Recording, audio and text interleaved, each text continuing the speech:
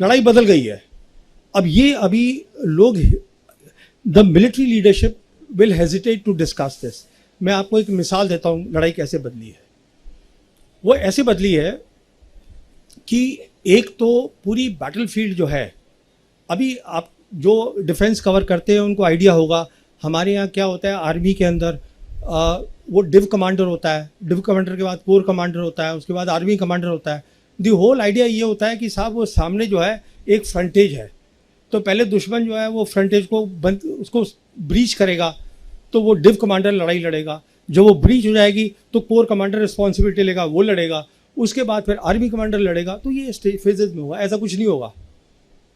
Because अब जो पूरी है वो एक बैटल स्पेस बन गई है because of missiles, long range missiles. तो पहली बात जो हमें अब सोचनी है कि हमें अपनी इंडियन आर्मी को डाउन साइज करना है drastically. We have to put the money in the virtual domains of war, we have to put the money in Indian air force. क्योंकि अब कोई मतलब नहीं है आपने इतने बड़े बड़े जो आलीशान, वो हर अफसर के पास एक हेडक्वार्टर है। You will be able to hide nothing from the Chinese satellites. 4 satellites हैं आज दुनिया में जिनकी ग्लोबल रीच है। जीपीएस अमेरिका का, गलीलियो यूरोप का, ग्लोनॉस रशिया का और बेदू चाइनीज का। और इन चारों में से बेदू इज द नंबर 1।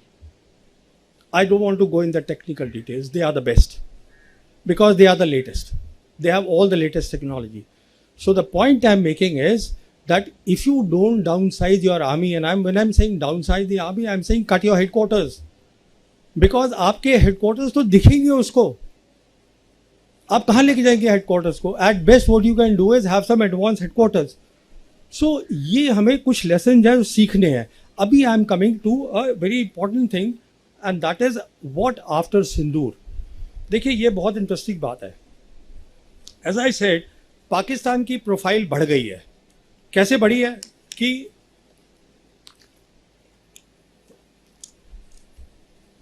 तीनों great pass today are facilitating Pakistan.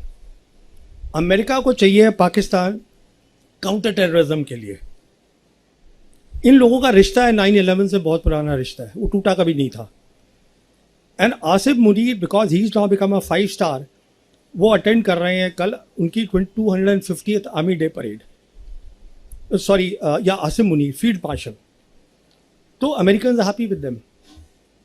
The world doesn't believe are talk of terrorism, वो कोई मतलब नहीं है बिकॉज टेररिज्म फिनिश्ड इन 9/11। उसके बाद जो चला था, जब बुश जूनियर ने बात शुरू करी, यू आर विद अस और you not with us, that was the days of terrorism. Now, because as I said, the global geopolitics is shifting. This is the day really of the conventional wars or hybrid wars. उसमें terrorism भी हो सकती है, but terrorism cannot be by itself. तो ये आपका narrative कोई नहीं सुन रहा है। अच्छा, चाइना जो है सेकेंड ग्रेट पावर उनके साथ खड़ा हुआ है, और जो रशिया है as I said, they are, उनकी विजन जो है वो अलाइंड है। इनफैक्ट अभी रिपोर्ट आई है कि प्रेसिडेंट पुतिन, ब्रिक्स की समिट हो रही है 6-7 जुलाई को ब्राज़ील में। वहाँ पे 2 मुल्क चाइना और रशिया प्रपोज करने वाले हैं पाकिस्तान का नाम एज अ परमानेंट मेंबर। वो दूसरी बात है, होगा नहीं because it works by consensus. In fact इसी के तहत foreign minister of Russia Sergey Lavrov, he is coming, I think tomorrow और day after he is coming to India. And one of the things before starting from Moscow, he said is, what I want to discuss is RIC. RIC stands for Russia, India, China. This is the foundation of BRICS. And BRICS is the key institution of the global south. What I said, where 80% of the world is going, which is about development, which is about prosperity, which is about win-win, which is about indivisible security. वो एक अलग चीज़ है। तो he is coming just to discuss that. Obviously he will be asking our leadership कि वहाँ पर prime minister Modi has to come. तो will he meet with Xi Jinping और नॉट, फॉर्मली और informally? That is important because अगले साल BRICS की जो है जिम्मेदारी वो इंडिया के पास आ रही है। तो अब हमें अच्छा लगे या बुरा लगे, because of America 1.3 billion IMF ने लोन दिया है पाकिस्तान को, वर्ल्ड बैंक ने 4 बिलियन दिया है, एशिया डेवलपमेंट बैंक ने 800 मिलियन दिया है, और उनकी जियो पॉलिटिक्स बहुत बढ़ गई है। पूरी अरब वर्ल्ड, मुस्लिम वर्ल्ड, वो सब लिंक्ड है। सेंट्रल एशिया रिपब्लिक, ये सब रिक्वायरमेंट अमेरिकन की भी है, रिक्वायरमेंट चाइनीज़ की भी है। तो वो सब की आज जो है हमने ऑपरेशन सिंदूर करके by and they showing to the world that they are a military competitor to India, we have actually raised their geopolitical profile exponentially. पहली बात तो ये है। दूसरी बात, जैसे मैं आपको शुरू में बता रहा था, we have abandoned SAARC. We abandoned that in 2016. Now we are in a limbo, we are in a complete suspense कि how much importance will the Trump administration give to Quad? How much importance it will give to India being the net security provider in Indian Ocean region, and how much backing it will give to South Asia? South Asia में उन्होंने हाथ झाड़ लिए हैं। एक सवाल पूछा था president Trump say about Bangladesh, and he said it is between the two countries, they can sort it out, he is not interested. कहने का मतलब ये है, जैसे मैं आपको बता रहा था, दोनों एक्सट्रीम पे तीनों ग्रेट पावर्स इन्वॉल्व हैं। आज खुला मैदान है फॉर चाइना।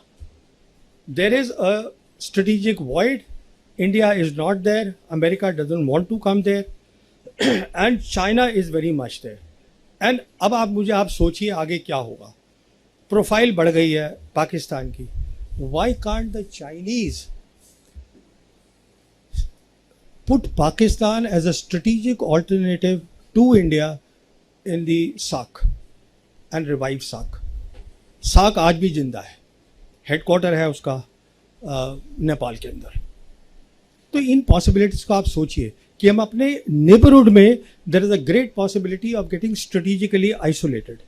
नेक्स्ट देखिए, जो सबसे इंपॉर्टेंट बात है जो मैं बताना चाहता हूँ आपको, this is the most important part.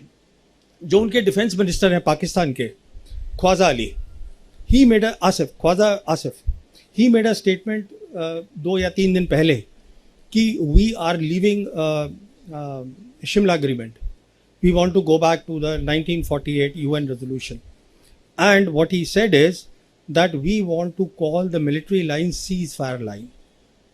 इसका बहुत सीरियस इम्प्लीकेशन है, ये मैं आपको समझाता हूँ कितना सीरियस है ये इम्प्लीकेशन। देखिए, जब लाइन ऑफ कंट्रोल बनी थी शिमला एग्रीमेंट के अंडर, उसमें 2 बातें तय हुई थी। पहली बात ये तय हुई थी कि it will be bilateral, we will not allow any third party to come into this. और दूसरी बात ये तय हुई थी कि no force will be used by either side to change this line.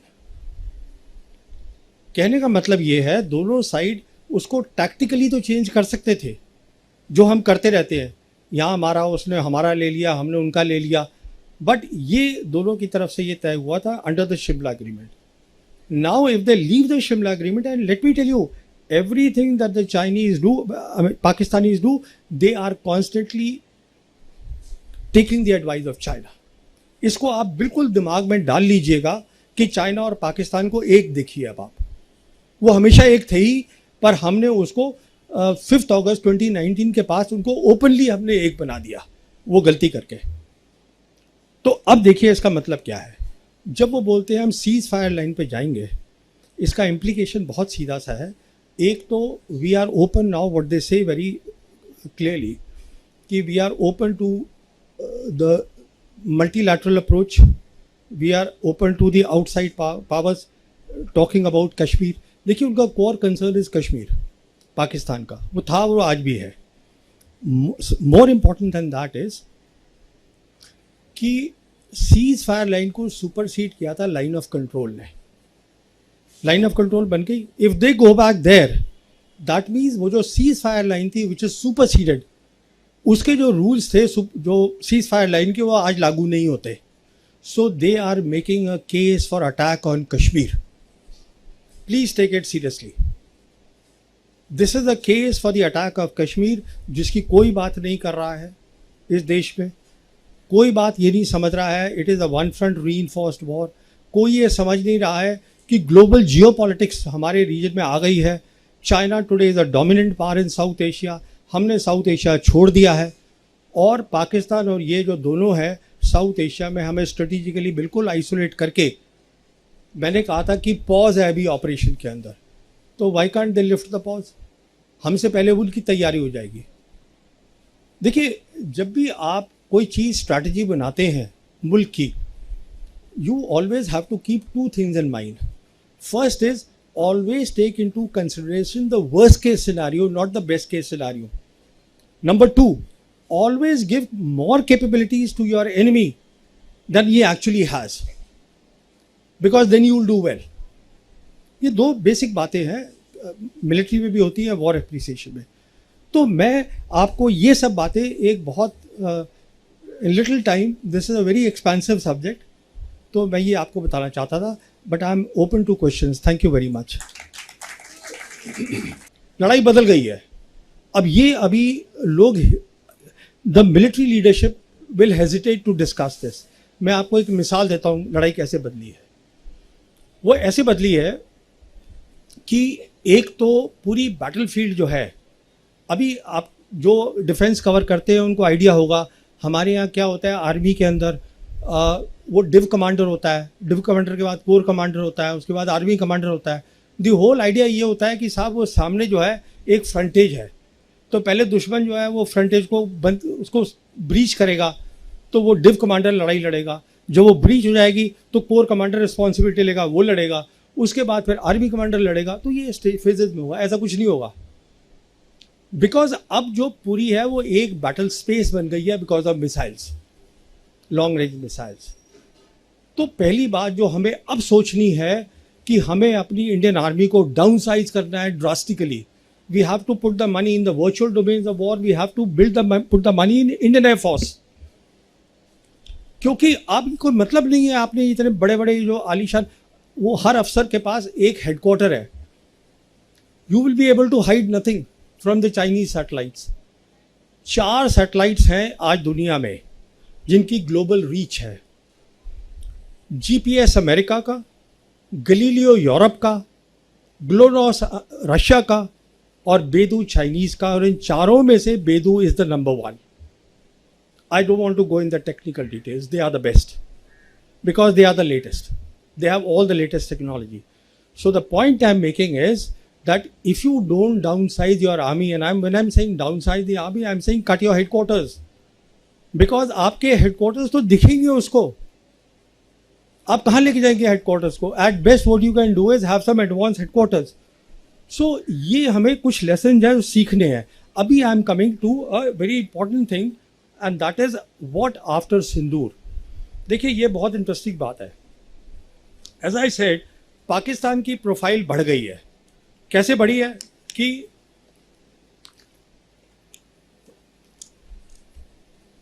तीनों great powers today are facilitating Pakistan. America को चाहिए पाकिस्तान काउंटर टेररिज्म के लिए। इन लोगों का रिश्ता है 9/11 से बहुत पुराना रिश्ता है, वो टूटा कभी नहीं था। And Asif Munir, because he is now become a 5 star, वो अटेंड कर रहे हैं कल उनकी 250th army day parade. Sorry, या आसिफ मुनीर फील्ड मार्शल। तो American happy with them. The world doesn't believe are talk of terrorism, वो कोई मतलब नहीं है, बिकॉज टेररिज्म फिनिश्ड इन 9/11। उसके बाद जो चला था, जब बुश जूनियर ने बात शुरू करी, यू आर विद अस और you not with us, that was the days of terrorism. Now, because as I said, the global geopolitics is shifting. This is the day really of the conventional wars or hybrid wars. उसमें terrorism भी हो सकती है, but terrorism cannot be by itself. तो ये आपका narrative कोई नहीं सुन रहा है। अच्छा, चाइना जो है सेकेंड ग्रेट पावर, उनके साथ खड़ा हुआ है, और जो रशिया है, as I said, they are, उनकी विजन जो है वो अलाइंड है। इनफैक्ट अभी रिपोर्ट आई है कि प्रेसिडेंट पुतिन, ब्रिक्स की समिट हो रही है 6-7 जुलाई को ब्राज़ील में। वहाँ पे 2 मुल्क, चाइना और रशिया, प्रपोज करने वाले हैं पाकिस्तान का नाम एज अ परमानेंट मेंबर। वो दूसरी बात है, होगा नहीं, because it works by consensus. In fact इसी के तहत foreign minister of Russia Sergey Lavrov, he is coming, I think tomorrow और day after, he is coming to India. And one of the things before starting from Moscow, he said is, what I want to discuss is RIC. RIC stands for Russia, India, China. This is the foundation of BRICS. And BRICS is the key institution of the global south. What I said, where 80% of the world is going, which is about development, which is about prosperity, which is about win-win, which is about indivisible security, वो एक अलग चीज है. तो he is coming just to discuss that. Obviously, he'll be asking our leadership कि वहाँ पर Prime Minister Modi has to come. तो will he meet with Xi Jinping or not, formally or informally? That is important because अगले साल BRICS की जो है जिम्मेदारी वो इंडिया के पास आ रही है.